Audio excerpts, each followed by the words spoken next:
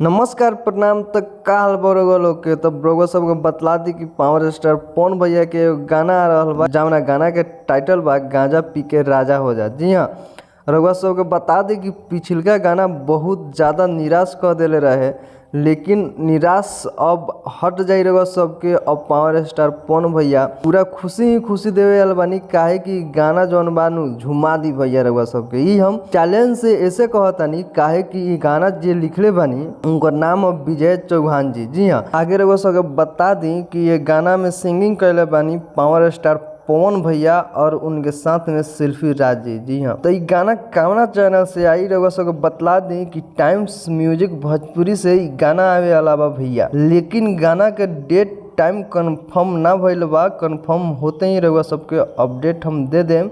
तो ये गाना के रउआ सबके कितना इंतजार बा कमेंट करके जरूर बतलाएम। और रउआ सबसे एगो छोटा सा रिक्वेस्ट बा कि अगर पावर स्टार पवन भैया का फैन बानी तो प्लीज़ वीडियो के लाइक और चैनल के सब्सक्राइब जरूर कर देम। तो मिलत नहीं अगला वीडियो में, तब तक नमस्कार, हर हर महादेव।